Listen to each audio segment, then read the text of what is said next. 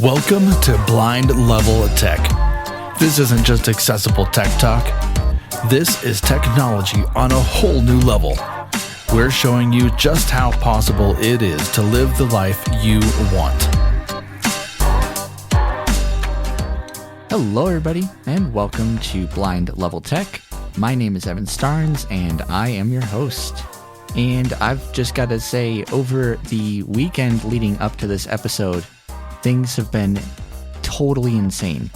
From helping my girlfriend move out of her old apartment and just trying to navigate all that. And for whatever reason, cleaning up messes and dealing with a bunch of stuff around the apartment, including, for my dog just cannot stop getting into things and having accidents all over the place.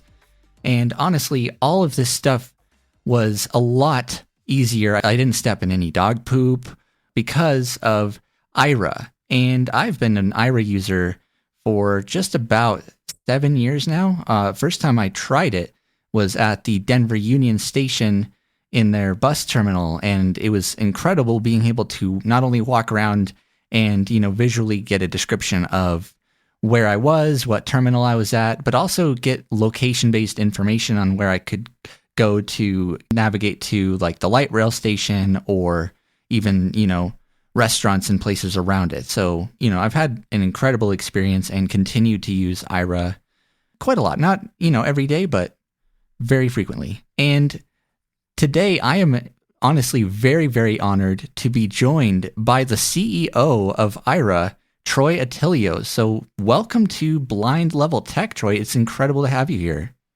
Evan, it's great. It's great to be here and to your, having the opportunity to talk to your audience and share what's ahead or anything you guys want to know about Aira. And I always love hearing the stories about how people use Aira. I have not been so fortunate to avoid landmines in my house. I have a very old dachshund. He's 15 years old. His name is Cooper, and he's getting to that point that he doesn't always make it outside. And then sometimes you're walking around and then you find you find something with your foot, and so and you're like, wait a minute, that's what I thought it was. And then you look and it's like, poor dude. And their dachshunds are so cute too. Awesome. Well, let's start first with more of your personal story. So how did you get into it, pun intended? How did I get here? How did you get here? Well, I can say that it was never in my career path. I grew up in Silicon Valley, of all things. I grew up before it was Silicon Valley, and there was orchards. I worked at a car wash, and I kept asking the people with the nice cars, like, what do you do? And you're in Silicon Valley, so they're computers. So that, and for other reasons, I get a degree in computer science. It was just good timing and fortunate, and I enjoyed it. I also met my wife around this activity. And come back to Silicon Valley, and I did a host of startups. I did a host of traditional Silicon Valley venture-backed startups, work a lot of hours, learn a lot of things, and hope that the stock you get, pays off, because you typically don't make as much at a startup, which is fine. It's a good paying job. But so after a couple of startups, I do pretty well.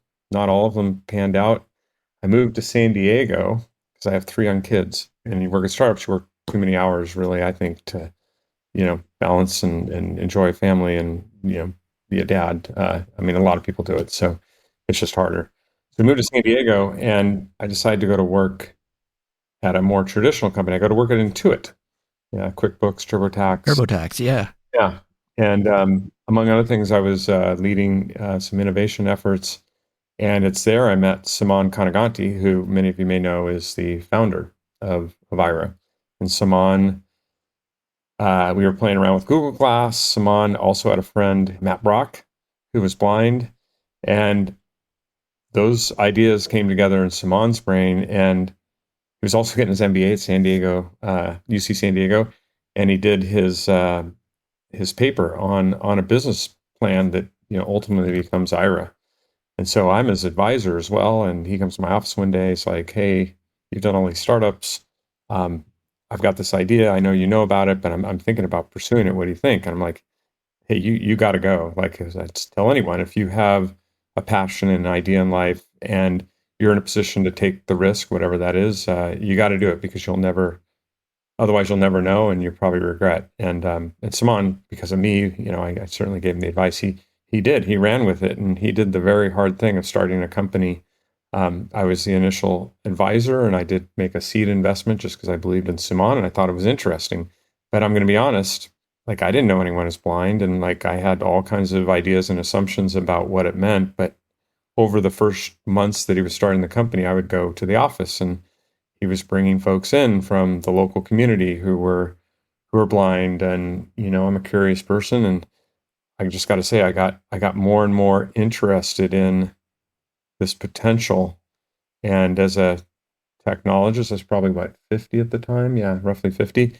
I had a lot of experience, and I was like, you know, what would it look like to work at a startup again? My youngest daughter went off to college by then, so like, from a time management, I frankly just got really invested in seeing this through, and then learning. Like, I'm a curious person, and like, again, not knowing anything about blindness really, I just became more and more fascinated with the history, the people, um, and um, and one day I woke up and I decided, I thought Aira would be my next company. So I called up Saman and I said, hey, we need to talk. And I joined as the COO, Chief Operating Officer. So really focusing on how do we build the service, the agent or visual interpreting operating model, doing finances, doing a lot of different things, and helping with Saman raise $38 million, which is it's not easy to Incredible. raise that amount, and especially for what is in an industry that doesn't have a lot of history of raising money, but we did. And then in 2020, uh, the company was going through some difficult times, and Saman had already stepped down as CEO. And I'm obviously accelerating it, but I took over as CEO and restructured the company to be both a B2C and but really a B2B company. People know in that restructuring, we had to pivot from being venture backed to profitable, right? You got to be profitable to Be continue. sustainable. Yeah, to be sustainable. And that came with some hard choices, like ending the glasses, ending the unlimited 5-minute free, and a lot of other internal things you couldn't, probably see behind the scenes that were really tough. Um, so that's kind of the path I took to get here. And yeah, it's been an awesome 10 years. Not to say it's been without its ups and downs, but for me, I think everyone at Aira, it's just exciting to build solutions that people really like. Like you started the podcast with, that are useful and meaningful. And our hope is that it's all about providing independence, right? We know we're not the only tool, but our mission is to make the world more accessible, providing instant access to information through human and AI powered visual interpreting. Mm-hmm. And if you've been to our booth at any of the conferences, for those of you, who can do those things, or if you look at my business card or other things, we say, we always say access is a human right. That's awesome. That's a wonderful story, and I know that it has, like with every kind of journey, has its ups and downs, and yes, it was it was sad to see the glasses and stuff go away, but we've got some good alternatives that we'll be talking about in Yeah. Later on in this episode. But Aira, it's spelled Aira. It has AI in its name already, and it always has. So what does Aira stand for, and how is Aira different from other services such as Be My Eyes? My eyes, yeah. And if we're going to start talking about AI, we can talk about Scene AI or other Oh yeah. tools too. I think it starts with the focus on quality and efficiency. If you believe, and obviously we believe, that a service, a visual interpreting service, or maybe any service for this community deserves and should be at a certain quality and efficiency level. And this isn't to downgrade Be My Eyes. I mean, it's a volunteer service. It's awesome. Like, You're a volunteer. it's free, right? So like, of course, it would be hard to fund a free service that has professionals, but we believe in the quality, the privacy, the security, and staffing it with trained professionals, right? And you can think about any kind of service, whether that's, accounting, taxes, the list goes on. Certainly, restaurants, certainly there are services that, have lower costs and, because of maybe the labor is free or volunteer. But our belief is that access is a human right and that quality, efficient, private, secure service, whether that's AI or human, is the bar, right? That we the standard, and then that will lead to better outcomes for everyone, whether that's education, employment, daily life. The list goes on. And so, how we're different is obviously we've invested a lot in our hiring, our training, our ongoing supervision to make sure that the human agents are performing to the very best, and we're taking a ton of feedback. So that's a key difference. Another difference, perhaps, is our focus on B2B. Well, I think Be My Eyes and others have had some success with businesses. I don't think anyone else has over 250 businesses, some deploying Aira for employment, as an accommodation, and some deploying it as a customer accessibility, whether that's a Target or a Walmart or a Starbucks, and some do both, right? So we're different that way. And then when it relates to our AI, as far as I know, we're the only ones who have an AI model that is really a fusion of the professional human and, I suppose, the professional AI. So whether that's image at a time or access AI, you can appeal to an agent for free. The AI happens to be for free. You can appeal to the human to review and correct what's coming back, so to correct for hallucinations. And if you look at our interactive Google DeepMind partnership, our Astra visual interpreter is also today running with an agent, a visual interpreter, supervising silently. It's not unknown. As part of the program that you're having a human observe, and that human is not only providing feedback to better improve the AI, but it's also there to take over as needed, either because there's a safety issue or because you're about to hit a frustration level that doesn't serve the mission. And the mission is to get the AI, this interactive, proactive AI, to a commercial level of use so that it meets the bar that Aira has, right? That you all have. I think that really the bar comes from the community. So I would say those are some of the things, and other ones I might throw around, and it's not for me to comment on how other people operate, but I do think it's a passion, and it's, we're lucky. We have thousands and many thousands of passionate users, and so we build with the community. So when we're looking at new features, we have a private group that helps influence us. When we do lots of surveys, we're like hyper focused on customer feedback, and it's really about building with the community. So I think those are some differences. Oh, for sure. And you definitely touched on some things that I wanted to touch on myself, including the integration really of AI truly into Aira. We started off with Access AI, which I've been using quite a bit, and it's nice to have the ability to not only take a photo, but actually precede that with a comment or some sort of context that you can give the AI, so it'll give you more directly and more quickly the response that you're hoping to get. And I'd be curious to know, how does one get signed up with the Astra beta program? I saw the promo for it in the app. Yeah, if when you open the Aira app, and by the way, I always have to say this because make sure everyone knows it's free to download. We don't ask for your credit card. You sign up with a phone number, email, or your Apple or Google login. So now you're in the system, and if you're not registered for the Aira Astra visual interpreter, you'll see a banner on the very first page at the top. So don't skip over that. I think the next element is the call button, but at the top it says something to the effect of click here to register to be a participant in this program. Separately, you can call our customer support and ask them to help you sign up. I don't know if the agent can help you sign up because you're actually in the call and you can't get to. I never thought about that, but either way, it's at the top banner. There's a button you click and you're going to fill out a Google form. And people have asked, well, if I sign up, like, how long is it going to take? Can't really say, and it might be a while because we've had overwhelming, signups.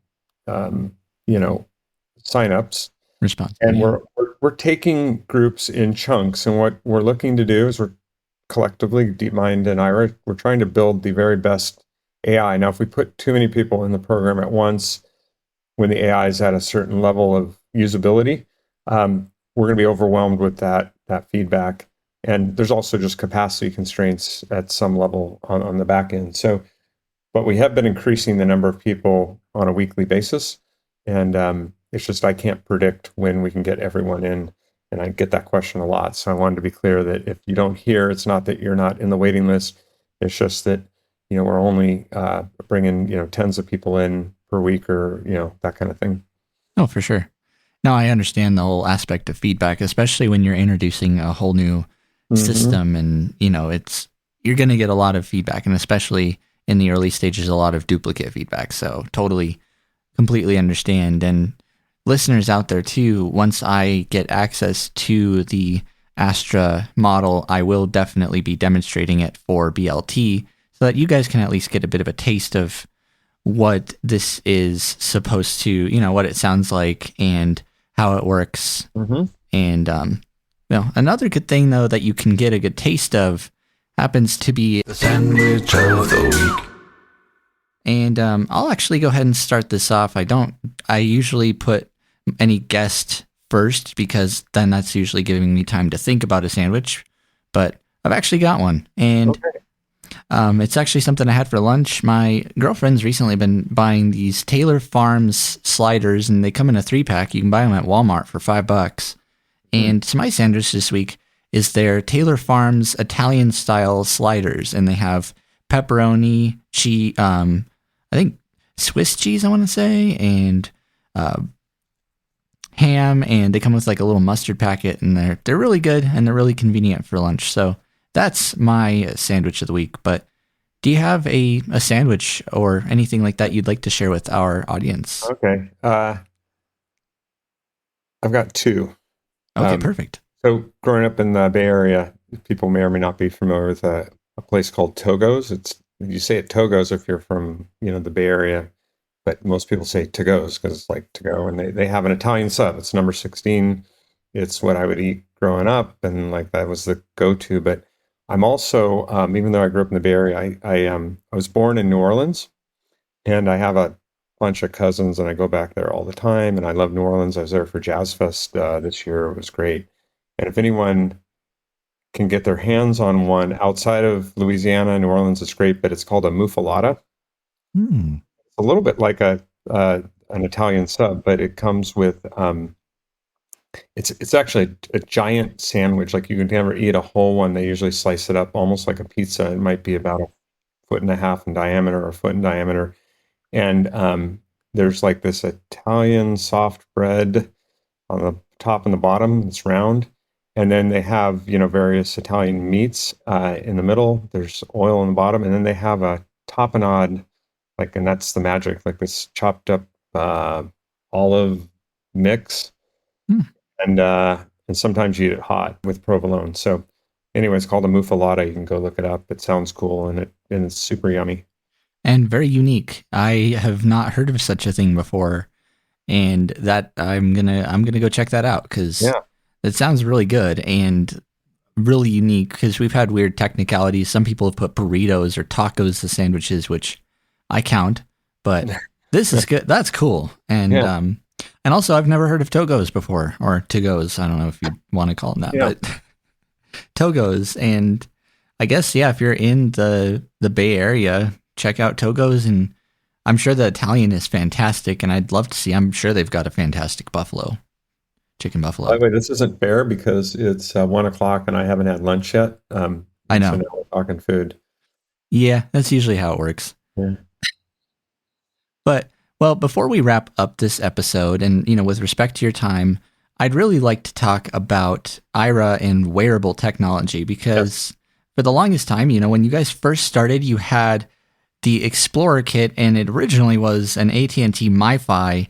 Correct. And the kit and the glasses, and then it would actually work with the Aira app on your phone. And then you guys had the new Explorer kit with the modified Samsung phone with Chloe, and that was really cool. But now it's actually possible to not only Be My Eyes, but get access to Aira through Meta glasses. And how does that exactly work? Let me start by saying I think Aira was ahead of its time. If you think about it, like, we were pursuing AI back 10 years ago. 2016, I remember. Yep. We spent a lot of money attempting to build what, Access AI looks like today, or what actually, Astrovisual Interpreter is becoming. So, Simon and then the team there had that vision. And then secondly, if you think about it, Aira started off as a wearable only. You couldn't use Aira on the phone. It was only through the glasses you could make a call. There was no use of the phone camera. Like, we didn't even contemplate that people would want to do that. We certainly focused on what we heard is we want a, hands-free, discrete way of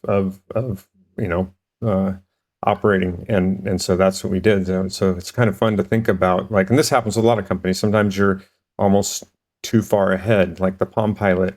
If anyone remembers the Palm Pilot, right? Like, that was pretty cool. But now look, we all have, smartphones that can do all kinds of things. But where we are today is it's an awesome time, right? So not even talking about AI. If you look at the number of wearables that are available now and that are coming, first off, you've got the Meta platform, right? So you have choices of multiple glasses, and we'll talk about how Aira works on those. But you're not even locked into Ray-Ban. If you don't want Ray-Ban, there's now... Get the Oakleys. You get the Oakleys, and there's 2 models in that, and there's more coming. Yeah. You have another platform that's coming, and there are some examples already, but you have Google XR. And I can talk a little bit about Google XR. We're obviously close with Google. Nothing's publicly announced. I'm just telling you what you can read online, which is go read about the Google XR platform. But the idea is, and it's the same with where Meta's heading. They've announced their SDK, providing app developers, Aira's an app developer, the ability to leverage the camera and the microphone and do it in a way that an app doesn't have to write a bunch of custom code, so it makes it easy. And then equally, the glass manufacturers, like Luxottica, who does, Ray-Ban, or other companies who, are in that, they typically don't possess the sophistication to create hardware specs and software specs. And so Meta and Google, and maybe Apple will do this too, Apple's sometimes a little different, make it easy for companies like Aira, Be My Eyes, whatever, any company, to then leverage that. And so what that means to everyone who wants to, have glasses, that you're going to have a lot of choice, and it's going to be, in part supported by very large companies, the connectivity, the setup, all that stuff. Whereas in the old days, Aira had to write all that code. We had to manage all that. It's quite an overhead, which meant you only could select from one glass because we could only integrate with one thing at a time. So with Meta, you can use your Meta with Aira today. There's a little bit of a workaround that's pretty simple. You have to install WhatsApp, and what happens is you fire up Aira, you click the button, you're talking to the agent, you say, I want to use my Meta glass, or you have a button to press beforehand. Either way, you get a link, you click it, it comes through on the Aira app, and you're swapped into the WhatsApp underneath the covers, and you're now, you're talking to the agent, and they're seeing what is coming across on your Meta Glass feed. I expect that's going to work the same on XR. And then I want to point out there's another company, it's called Giga, and yes, I was just going to ask. Echo Vision. Those are coming out. Those are pretty cool. Oh, they're amazing. I like this because, I know the CEO and the team there, they came specifically with a mission to build the very best AI glasses, basically. AI glasses for the blind community. And they, we worked with them early and, gave them all of our tips, and we shared all of our challenges that we had. But the biggest tip was, work with the community, get tons of feedback, don't make assumptions.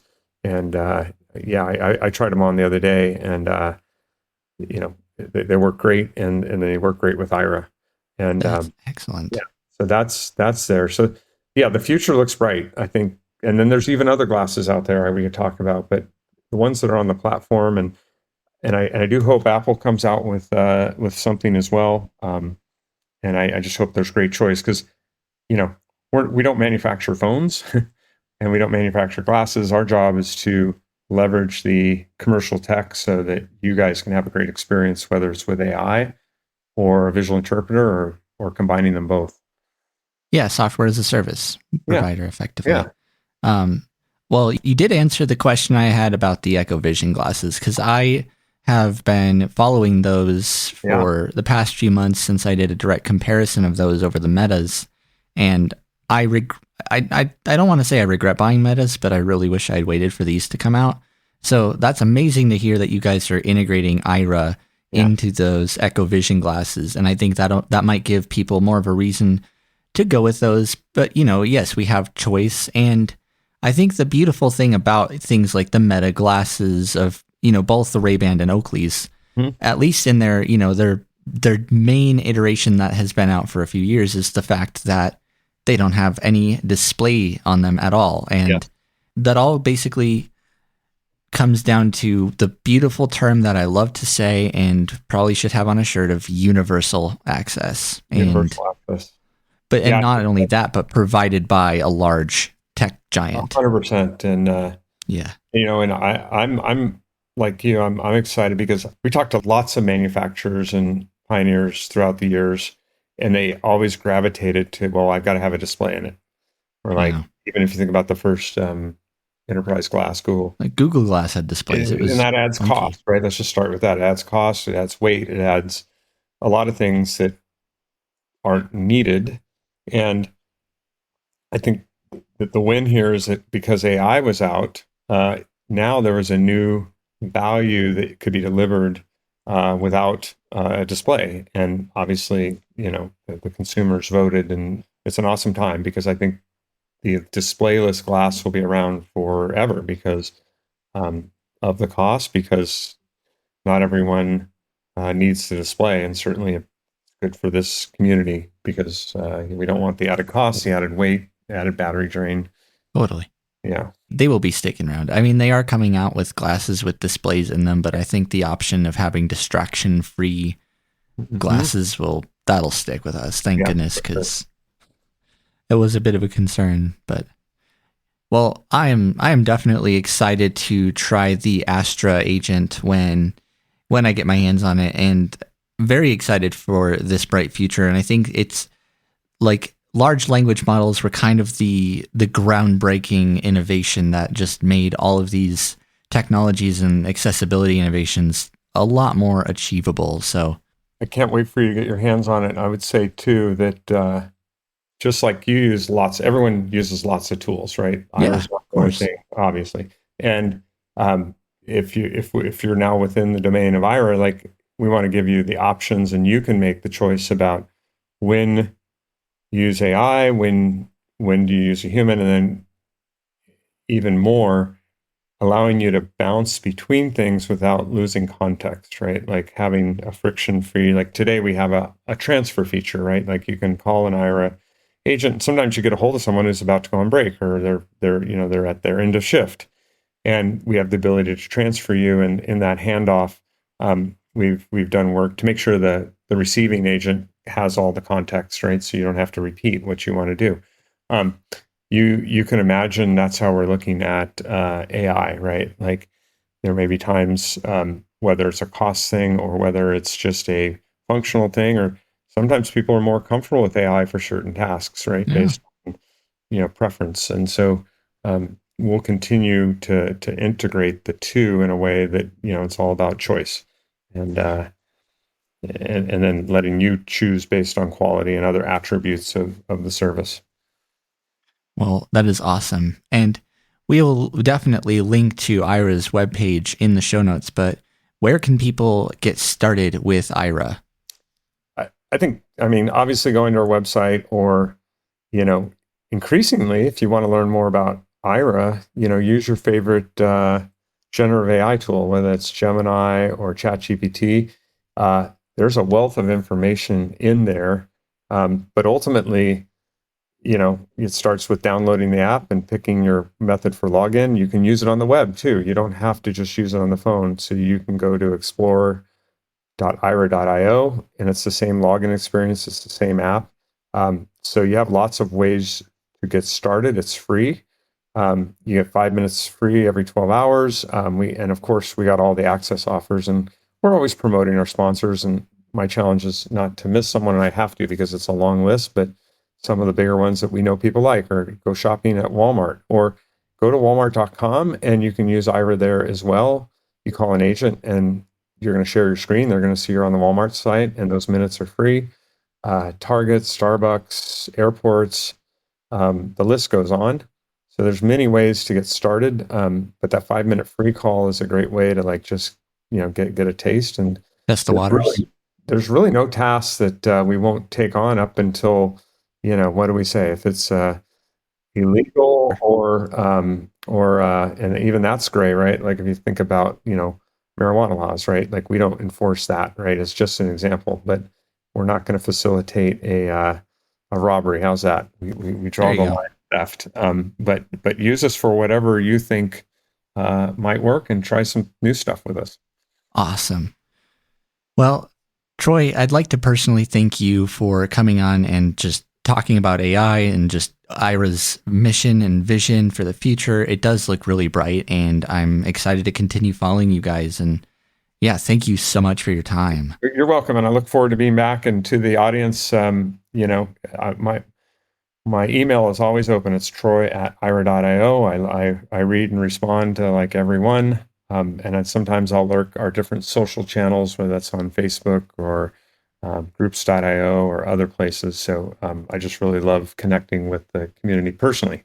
It's just goes back to why I got excited about working at Aira in the first place. I'm curious, and I do like hearing and understanding the problems and the ideas.